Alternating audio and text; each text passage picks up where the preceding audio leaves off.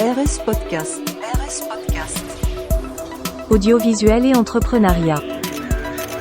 Podcast. Bonjour à tous et bienvenue dans ce nouvel épisode de RS Podcast, le podcast où nous parlons audiovisuel et entrepreneuriat. Aujourd'hui, je vais répondre à une question qui m'a été suggérée. Comment savoir combien va me coûter mon entreprise ? Avant d'aller plus loin, je précise que la réponse que je vais donner ici relève de mon avis personnel et de mon expérience en tant qu'entrepreneur et non d'une réponse d'expert en création d'entreprise.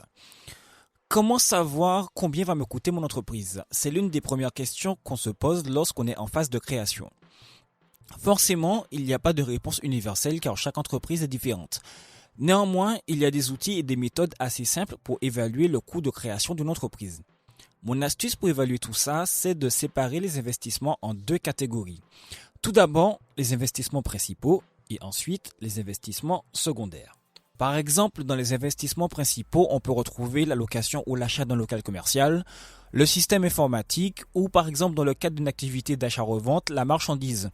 Dans le cadre d'une activité de service, ça pourra être le matériel nécessaire. Par exemple, une entreprise d'audiovisuel comme la mienne, à savoir RS Production, le matériel peut être des caméras, des micros, une suite logicielle, etc. Pour les investissements secondaires, on peut retrouver par exemple une certification qui est payante, mais qui n'impacte pas le démarrage de l'entreprise. Ça peut être aussi un véhicule commercial ou encore du matériel additionnel. Je prends l'exemple d'une entreprise de logistique qui filmait ses palettes à la main et qui décide d'investir dans un second temps sur une filmeuse à palettes. Le fait de lister tous ces éléments par écrit permet d'avoir une vision d'ensemble. Certains futurs entrepreneurs font l'erreur de lister leurs futurs investissements uniquement dans leur tête. Pour moi, c'est la meilleure manière d'oublier des éléments essentiels. Point important, la liste de vos investissements ne sera jamais faite en une seule fois. Vous y reviendrez très souvent car au fur et à mesure que vous avancerez dans votre création d'entreprise, vous allez préciser votre projet et certaines choses auxquelles vous n'aviez pas pensé vont vous sauter aux yeux et vous paraître finalement évidentes. Il y a également un détail à ne pas négliger, ce sont les frais administratifs. En effet, en fonction de la structure juridique de votre entreprise, vous aurez différents frais de greffe lors de l'immatriculation. Très souvent, ce sont des frais auxquels on ne pense pas toujours et ils ont pourtant toute leur importance.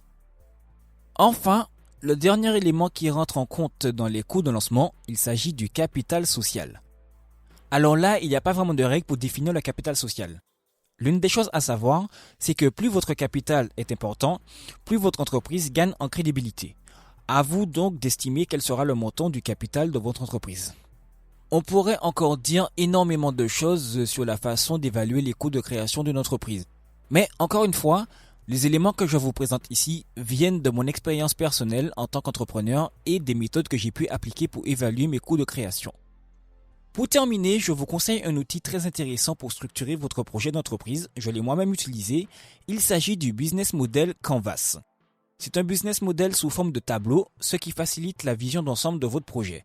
Je vous invite fortement à jeter un œil sur cet outil qui pourra vous faire gagner un temps précieux dans votre processus de création. Petit conseil, faites-en plusieurs exemplaires et n'oubliez surtout pas de le dater dès que vous faites une modification.